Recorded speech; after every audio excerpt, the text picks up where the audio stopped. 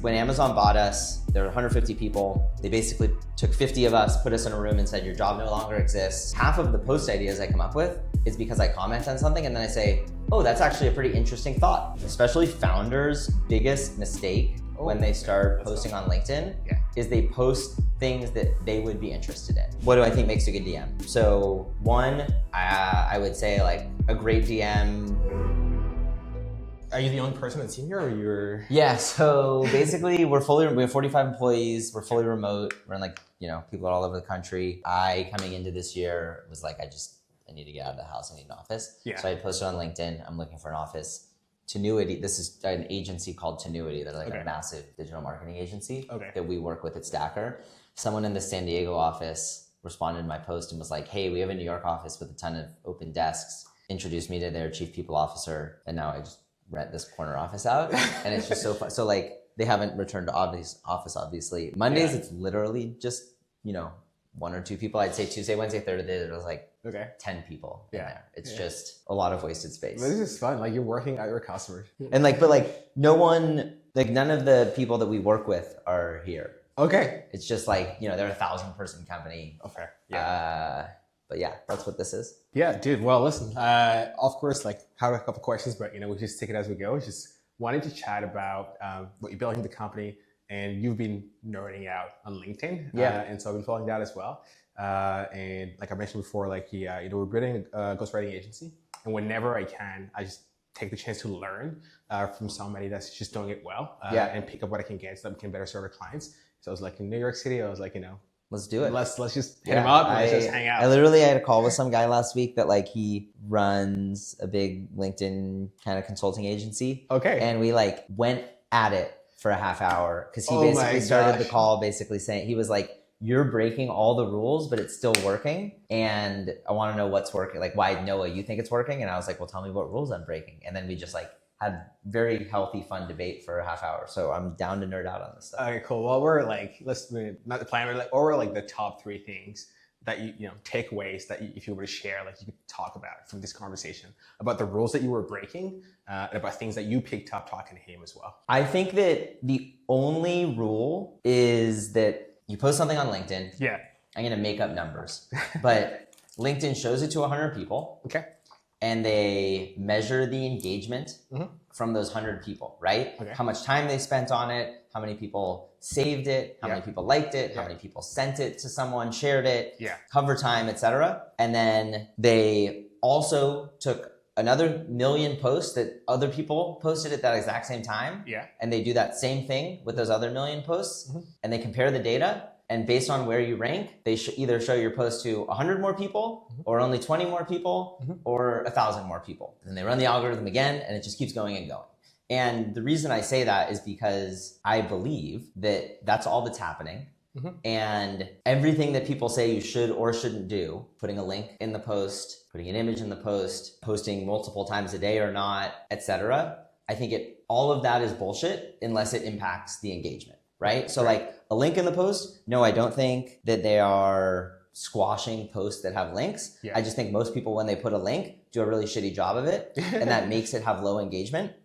But it's not that LinkedIn is like burying the post because it has a link, right? I think that people say, you shouldn't post multiple times in a day. I have found, sometimes I'll post 3 times and the first one does really well. Other times the third one will do really well. And I just think that comes down to how engaging an individual post was. Obviously, like there are things you can do to kind of hack the system. Like if you tag someone and they comment, you will show up more places than if you tag someone and they don't comment, etc. And the right comment that sparks engagement is much more valuable than a comment that's just, hey, nice post, right? Because if people start hanging out on your post and joining into the debate and commenting and responding to comments and reading the comments, again, that's just driving into how much time people are spending on the post. So I think that's like the overarching thesis is everything that's people say you should or you can't or you should do this all comes down to how engaging of a post is it. And I think that's one of the things that I like about you. Like you've really nailed the archetypes or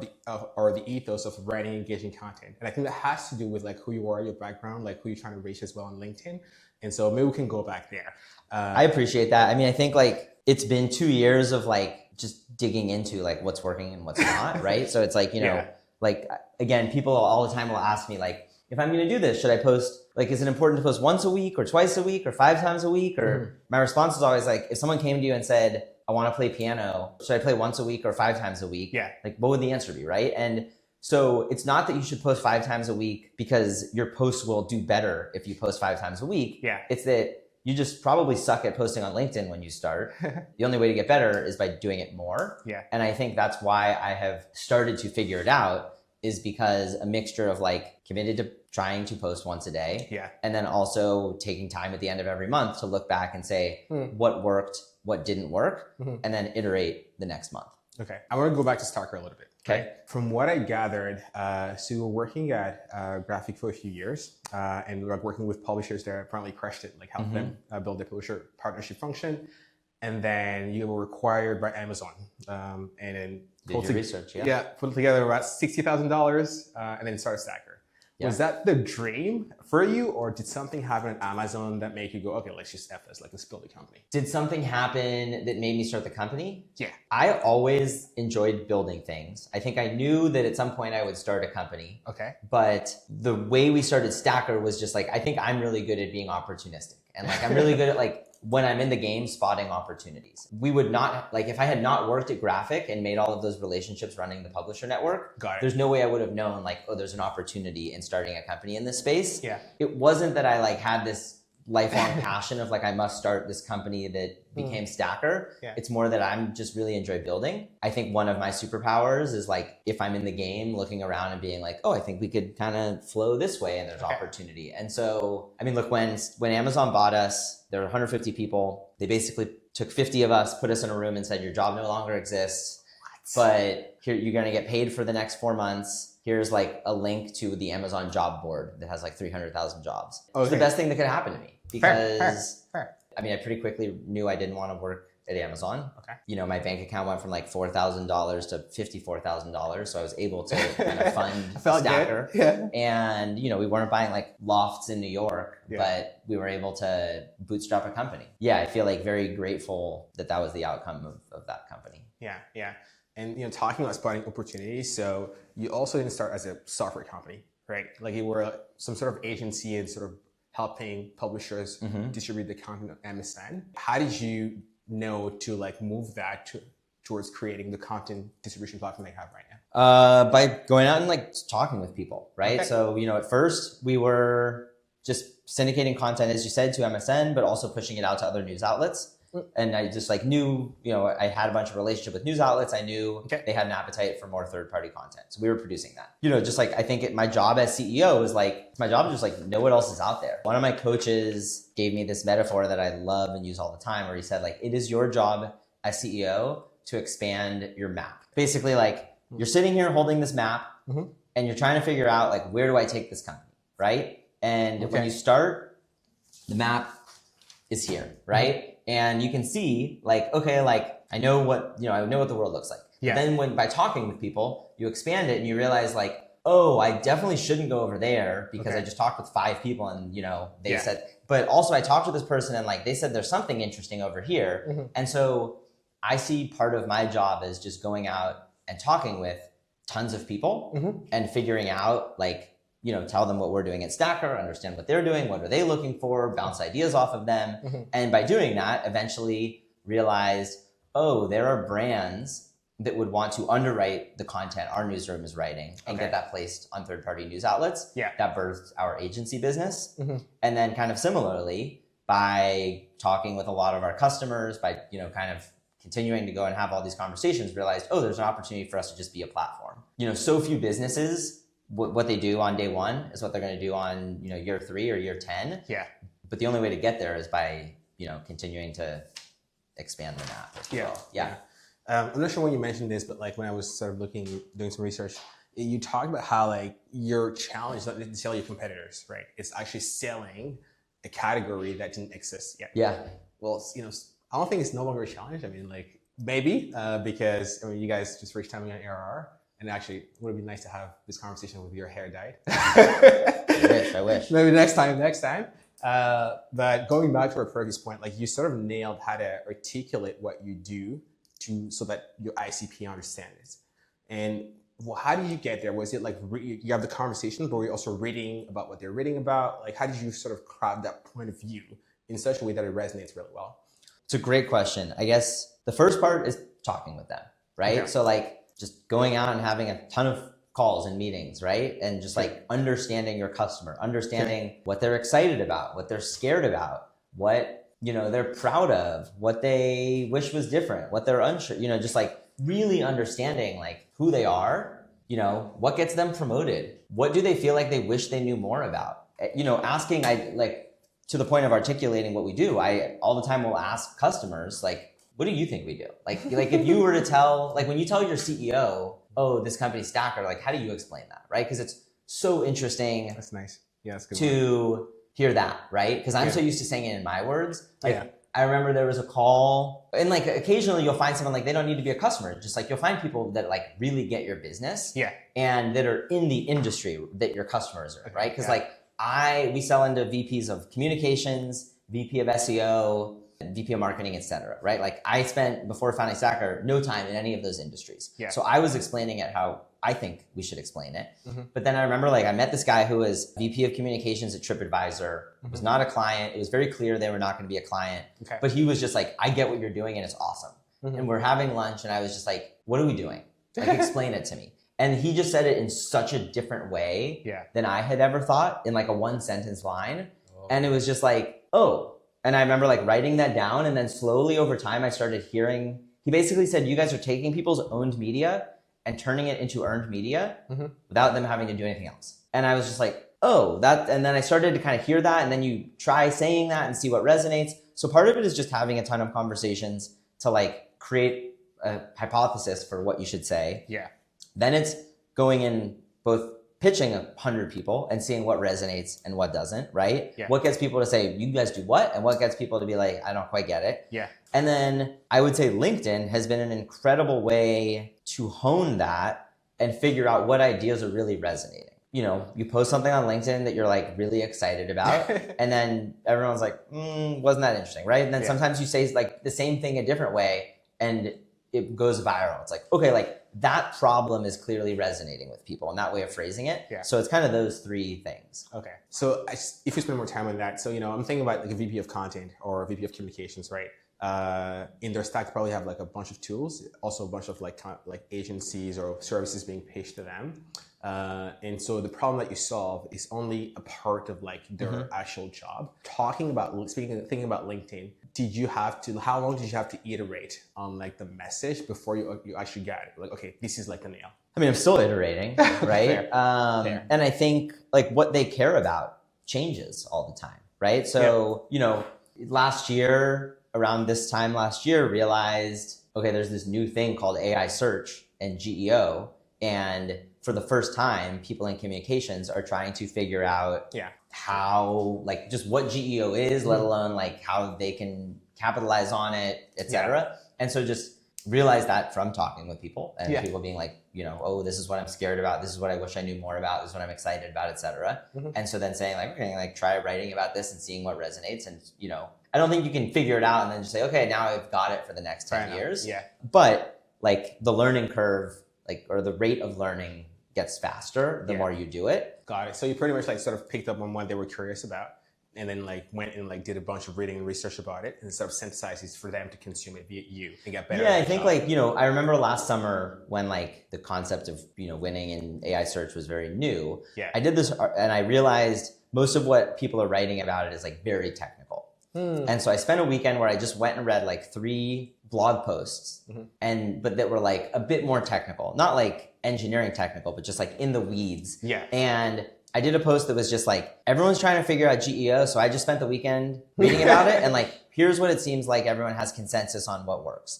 And it blew up. Right? That's like insane. And like with exactly the type of people that I wanted. That post would not do well today because we're just in a very different time. Like a year ago, people were like, what the fuck does GEO stand for? And how do I know a little bit about it? Yeah. And someone saying like, I read a bunch and broke it down in layman's terms was really sexy. Whereas today people would be like, all right, this is really basic stuff. Right? Yeah. So I do think you kind of like at any given time, I might have like 6 or 7 topics that I'm like, I can write about this and I know it's going to do well, but like Oh, okay. What worked 2 years ago, like, those are changing every 6 months, right? It's a constant, you're constantly talking with your customers. You're constantly figuring out what they care about. So you're talking to a room, full of founders, like they want to try to figure out LinkedIn, and you already spent a lot of time talking about your content strategy via your post already. So I was curious about like outreach, generating leads and commenting. If you were to break down, you have 10 minutes to breaking down for them what to do every day with those two aspects, what are you telling them? Beyond content strategy, because we could talk about content strategy, but beyond content strategy, I think, you need to spend time engaging with other folks in the industry via commenting, not just, hey, smart post. But again, like half of the post ideas I come up with is because I comment on something and then I say, oh, that's actually a pretty interesting thought that I have, right? Or like, that's a unique take that, and then I'll go do a post on that. But it's also because people find you in the comments. And yes, like I do think the LinkedIn algorithm makes your posts do better if you're commenting, but I also think it's just healthy for honing your own ideas and seeing what other people are talking about, as opposed to just like walking into a room, yelling something, and then walking out. You're that's a solid analogy. You're like walking into a room and having conversations and then deciding like, okay, what should I say? Yeah. Right? So you like, there's one room, it's like, hey, there's a soapbox at the party. There's one world where you walk in and you talk to people a half hour and then you get to make a statement. There's another world where you just walk in, scream something, and then that's it. And it's like, who do you think is going to have more success, right? Because you're like feeling people out every day for 5-10 minutes of like, what's resonating? What are people into, right? What's the temperature of the room? I'd say like, there is definitely a strategy to like, if you're like, my sole goal is to set up as many sales calls as possible from LinkedIn, then what I would say is beyond posting every day, which we can get into, and like how to create a content strategy. It is send 20 connection requests every day. And then 2 weeks later, go back to all the people that accepted your connection request and DM them, but like find a way to DM them that's not just like, hey, can I sell you my product? Okay, I want to nerd out on that one because like if we get like 200 DMs a day, so what do you put in there that like differentiates you? Content helps so we can get there. Yeah, because I think like that's the first piece is like you're no longer cold outreach. Fair enough. You've been posting and that you've been showing up in their feed. That's why you're waiting 2 weeks to DM them, because when you have a new connection on LinkedIn does tend to show you their content. Yeah. And so you're basically like connecting with them, they accept, and then they're seeing the stuff you're writing, and they're like, oh, this person's interesting. Yeah. But what do I think makes a good DM? So one, I would say like a great DM, my most successful DM starts with, hey, not sure who on your team is the best person to talk to about X, but we do that. And basically like, that they're the person to talk to. Yeah. But when someone gets an outreach, they're just like in defensive mode of like, I don't have time for you. I'm looking at an excuse to say no. Yeah. And I think by reading like, oh, I'm just looking for an introduction to someone on your team, it like lowers the defense for them to read the rest of the message. Smart, by the way. And then I think it's very quickly, like within the first 2 sentences, they need to be able to explain what you do, right? Too many people are like, wondering if you could get on a call. It's like, I don't, or like, we run an agency. It's like, you need to think about like, what is the thing that's going to make them say, oh, this is different than everything else out there that I've heard of. Yeah. Name some sample customers to, prove authority and social proof. Then ask to get on a call, not this week, but in the next, like sometime next week or the week after. Because again, people are, if you say, do you have time for a call this week? They're like, nope, and I'm busy. If you say, do you have time for a call next week or the week after? They're like, oh, that sounds, again, and I guess you're not saying necessarily, do you have time? You're like, could I get an introduction? I'd love to talk with someone on your team about this. Yeah. So you're sending a ton of DMs, but I do think that the real value is in consistency and longevity, in that like once people start to understand who you are, what you talk about, etc., like you will start to drive inbound or just make it way easier to do cold outreach. Yeah. And we weren't going to go there, but can you speak to content strategy a little bit? Like give people a sense of like, what are 3 pillars that you write from and how they can imitate that as well? Yeah, I think that people's like, especially founders' biggest mistake when they start posting on LinkedIn is they post things that they would be interested in or what like they follow, right? So like most founders are like, oh, I follow founders that are building in public. So I'm going to build in public. But unless your customers are founders, that content is not interesting to your customers, right? So you need to think about basically the strategy of posting on LinkedIn is you are building a little mini media company that your potential customers want to subscribe to by following you. If you can do that, and you can get thousands of potential customers following you, they will then know who you are, right? And what your company does. But the way to do that is, again, not by thinking about and writing about what you would be interested in reading, but what your customers would be interested in reading. And so that's why I think it goes back to starting by knowing, here's what my customers care about. Yeah. And I'm going to write things that they would be interested in. Yeah. And yeah, that's, I think so many founders are like, well, this is what I'm seeing on my feed and who I follow on Twitter. And so I'm going to do that type of content. Yeah. And it's just like, wait, that's great. Maybe if you're like trying to raise, you want venture capitalists to, but if you're trying to drive business, that's probably a waste of time. Yeah. Moving away from LinkedIn right now, just for you building a company personally, you talked about how when you started as well, like not on this conversation, but like, on LinkedIn, how like people are saying, oh, that's a nice little cute business that you guys are building, like Stacker. How did you stop, like you had a chip on your shoulder about that, but like, how did you move away from like actually caring about what people say there instead of doing your own thing? I don't know if I ever stopped caring. Oh, dang. Okay. I mean, I still have a chip on my shoulder, right? Okay. Because if someone says you can't do this, or you're trying to prove them wrong. So yeah, maybe I challenge the premise of the question. No, that's cool. That's cool. So like, I guess what I was wondering is, at some people say that, and it's sort of like not a positive thing to say, but you want to prove them wrong. But like, is that, how do you call this? Because I sort of get that with my own, agency as well. Is people saying, oh, it's just an agency? Yeah, it's just an agency. Yeah. And I was like, okay, well, like, the majority of business in the world are not SaaS companies. And like, got it. Okay, so I think what's really important is to think about what is important to you.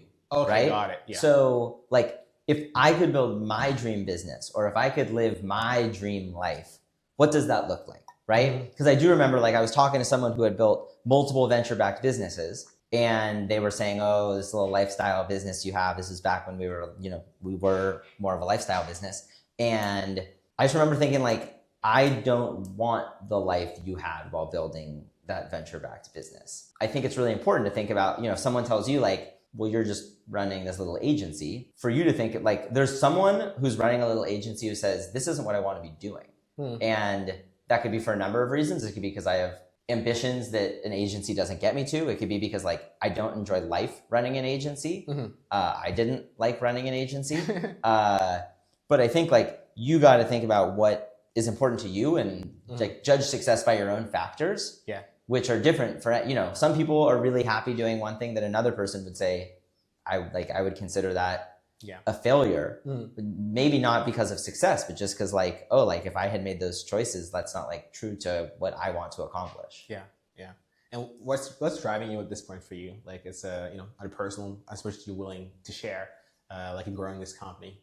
I mean, I'd say three things. One of which is I do really enjoy building. When we started Stacker, I was not uber passionate about marketing and media.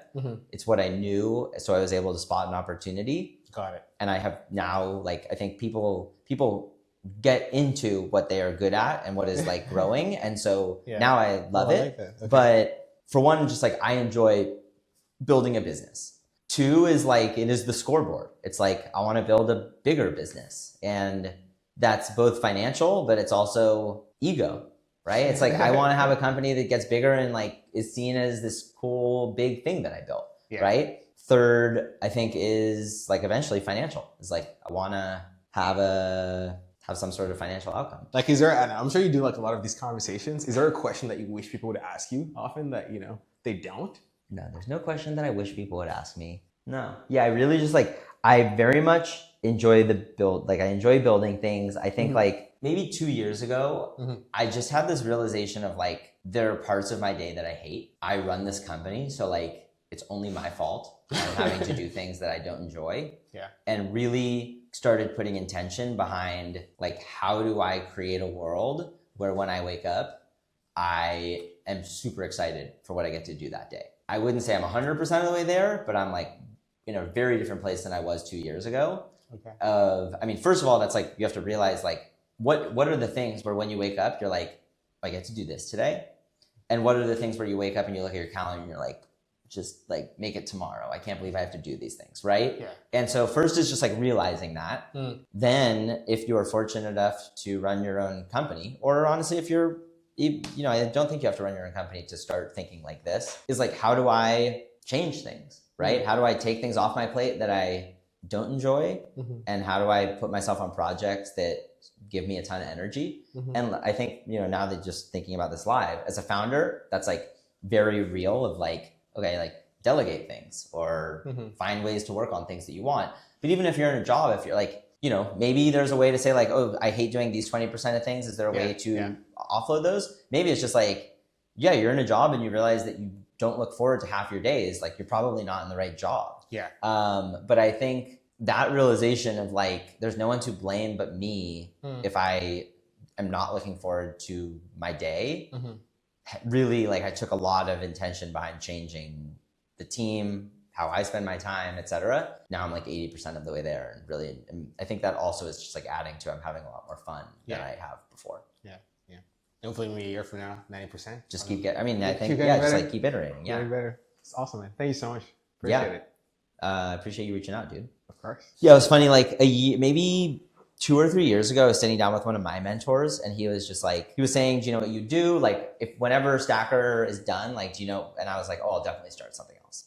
And he goes, do you know what you do differently? I had never thought about it before, but just like a list just like garbled out of me. And then I woke up maybe like the next day and was just like, why are you like, if you know you would do things differently, but you're like, oh, but I'll do that in like 5 or 10 years when I'm done with Stacker. Like, why would you live your life that way? If you're like, I know I would do this differently. And so I started kind of going on this journey of like, okay, the things that you wish were different, what can you just actually make different tomorrow or next month, as opposed to like, when I eventually do something different. And I think there's a lot of value in just doing that, like in your own life of like, I once a year go through a process and I just say, what does the ideal day and week look like? Like if I looked back at the end of the week and I said, fuck yeah, that was an awesome week. Like, what does that look like? And that ranges from like, I exercised 4 or 5 times during that week to like, this is the type of work that I got to do and like the projects I got to work on to like, I cooked dinner at least twice and like had friends over for dinner, like, etc. Then just think about like, okay, like how do I have more weeks like that? One of the, like an example is like, I work remotely. I realized that I was just like really unhappy with just like going a full week and not having any in-person human interaction. I decided like, I'm once a week going to have in-person coffee or lunch with like someone. And I put that calendar invite on my own calendar of just like open coffee slot and then just like started booking those, right? It helped with my expanding the map thing. But it also was just like, now I have coffee or lunch in person with 2 or 3 people a week. And it's just like, oh, now this is just like part of my life. But 3 years ago, that did not seem like it was very much like this thing that was making me less happy. I was able to be like, okay, what would change that? Are you from New York? Like, I've been here for 10 years, but I'm from California. Got it. Are you like gonna do something? Because with the LinkedIn thing, like, are you trying to like help other founders with that, or am I gonna do something? I feel like I am doing something. No, you know what I mean. Like you're doing something, but it's just like, I don't know, like having a coaching program for other founders, or I really enjoy. I do coach 1 or 2 founders a quarter. Oh, okay, cool. At first, like I didn't want to be the guy posting on LinkedIn being like, sign up for my course.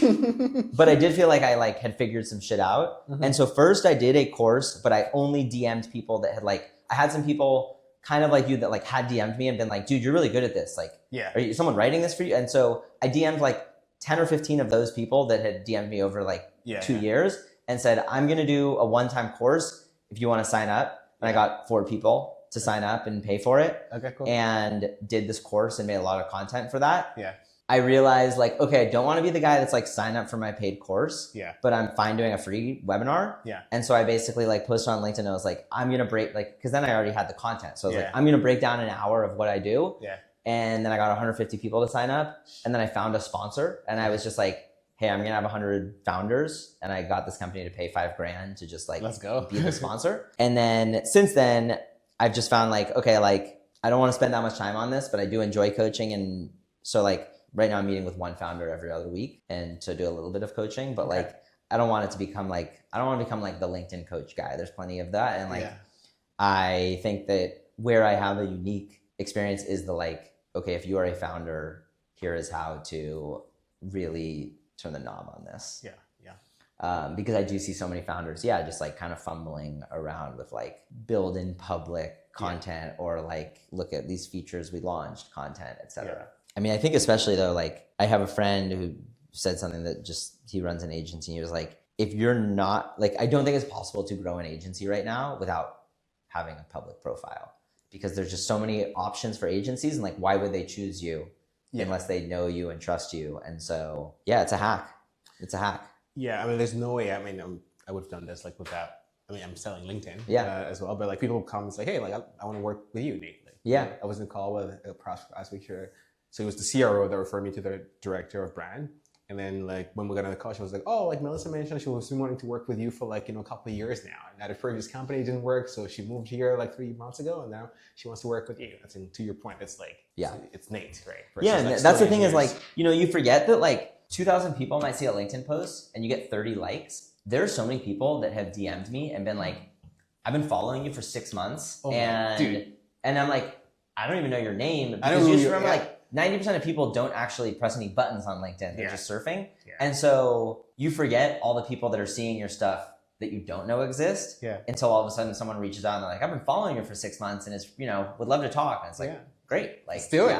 Things happen. Yeah. That's what I'm doing with it. I mean, it's funny, like just in the past 6 months, I started to get inbounds for like doing sponsored posts. And for most of them, I'm like, my main job is CEO. Yeah. And it's like not a good look if I'm just like, push on it, my LinkedIn. Yeah. So there was one example so far where I was like, okay, this is actually a product I use. And so sure, like I'll get paid to talk about it. Cool. But I think like I've been thinking a lot about, okay, now I am starting to build this audience. Should I start a newsletter? Should I just like, because I think I get a lot of complaints from people of like, I don't see everything you post on LinkedIn. Oh, okay. That's a good signal. So, but like, I don't want to start writing a newsletter. I think I am going to start a newsletter that is just like, here are the 3 most popular things I posted on LinkedIn this week. Just as like if you don't feel like following me on LinkedIn, you can still get those ideas kind of thing. Yeah. But not really have to do any extra work. Yeah. I mean, it's definitely like it was 2 years ago where I was like, no one's heard of us. Just 2 years ago? I guess now it was October of 2023. Okay. Wow. So 2.5 years. Okay. Dang. Was when I was like, I'm going to start posting every day.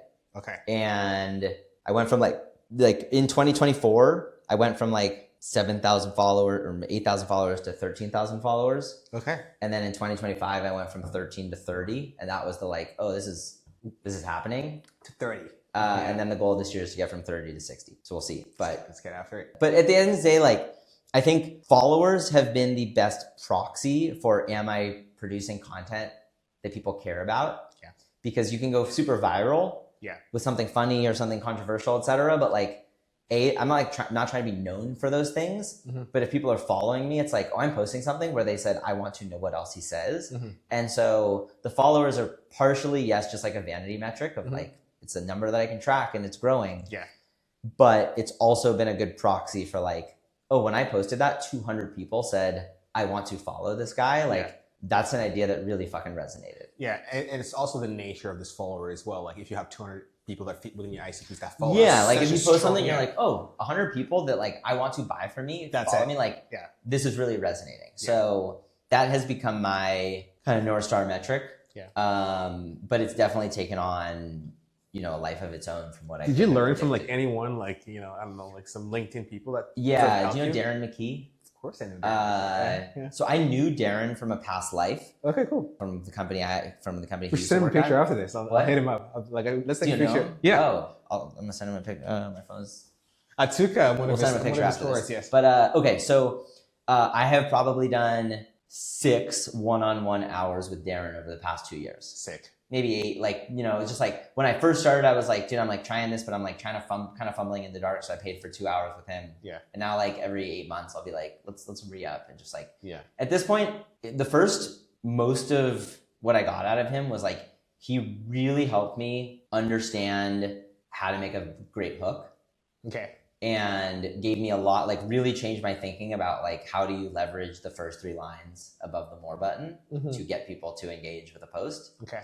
I think he's like a fucking 10 out of 10 at that and really helped kind of change my thinking of how I write posts and how I grab people. Now, just because this is like his full-time job, like I'm just like, dude, what are you seeing? He's like surgical about it, where he's like following the executives at LinkedIn being like, well, they're doing this, which means I think they're experimenting You know, they want people on the platform. So now I get on the phone, I'm just like, all right, like, what are you seeing? Like, you know, help me know what's what right now. But I would say that of everything that he helped me with, the thing that I'm like, I would not be where I am without Darren is what to put in those first couple lines of a post, because that really is the, like, if people don't click the more button, then the post doesn't exist. Yeah. I mean, I want to be mindful of your time, but like, I was like, I want to know more about that. So what are some of those things that he put there? Like, so what are some of those levers like that you use in your hook to make sure that people are reading? I think that the things to keep in mind are, one, assume that no one knows who you are when they get to the post. You know, there's a difference between saying, here's 5 ways to boost more followers on LinkedIn versus I added 20,000 followers on LinkedIn last year. Here's 5 ways. You know, like, that's a really basic one, but like, you need to help people understand why they should care. Social proof. So I think that helping people understand like what they're going to get out of the post. People are on LinkedIn to learn. I was just talking with an exec yesterday who like absolutely crushed it on Twitter. Okay. And he was just like, I cannot figure out LinkedIn. Like and I said, basically I was like, look, on Twitter, people are there for the conversation and the debate. People are on LinkedIn to learn. They're there to get better at their job. And the posts that do best are posts that are practical advice. So I think just like when I'm writing posts, I'm constantly thinking, if I didn't have any idea who Noah was, and then I'm scrolling with my thumb through the feed and I see this, like, why would I want to pause on that post? A question that I like ask myself is like, is this like worth sharing? Like, is this something share worthy? Yeah. Because a lot of times it's like, you think this is interesting, but like, would other people think this is interesting? Or maybe like, you say the interesting part in the bottom half of the post, but like, you need people to know that it's there. Last one, any advice that you would give someone like me that runs a ghostwriting agency? Like, dude, like, we need to do this really, really well to create the most value for your clients. Great question. To help get the most value for your clients, I think is like really figuring out what is it that their customers, again, like, are like, care about, because that like, and then figuring out, and finding the like, and then how do I frame it in a way that like no one else is doing, right? Like, to give them a unique voice. But I think even beyond having a unique voice, like for instance, one of my best performing posts right now that I just can replicate every 2 or 3 months is basically saying something along the lines of, everyone in PR is scrambling to figure out like how to have a seat at the table when it comes to GEO search. If I were a VP of communications, here's what I would do, right? It's like, you're like stating the problem that a people group is that like your customer is having, and you're saying, here's what I would do about that. And then you're just giving in the post like 5 practical steps. Now, like, you have to actually have good advice. Yeah. But that fucking crushes. And I can just rewrite a new version of that post. And like, that's an example of like, I really knew what my customers cared about. I had something valuable to say to them. And it's built up a tremendous amount of trust with my potential customers by providing value to them and about something that has nothing to do with my product. Yeah. And I think partially, part of the challenge for you is you're probably having to convince customers like there is value in making content that is not about your product. Yes. Which is its own beast. Yeah. Yeah, that's a definitely battle there. Yeah. This is helpful. I think it's just making me rethink the way that we do onboarding as well already. Yeah. Because typically what we do is just like ask. I'm gonna grab my LaCroix, but I'm listening. Ask the customer to tell us like, what their a subject matter expertise they can speak on, whether they're hearing customer calls, but there's value in just like going direct to the customers. You can have conversations with them, getting that info, and then inputting that into the prompts that we're asking them during interviews. So that's good. Yeah, I mean, like, an interesting thing without knowing what your onboarding is, so maybe you're already doing some of these things, but like questions that would be interesting to ask are like, what is something you know about where your market is going that your customers don't know? Because again, like, what has helped me is like, I have become known for a couple things, right? Like, I've become known for calling out that brands are hiring journalists. I've become known for, helping PR comms figure out how to do, like, how to navigate the GEO world, right? So it's like, there's these questions of like, what do you know about this industry in 2 years that other people in your industry don't? What do you know about this industry that your customers don't? Trying to pull like those things out,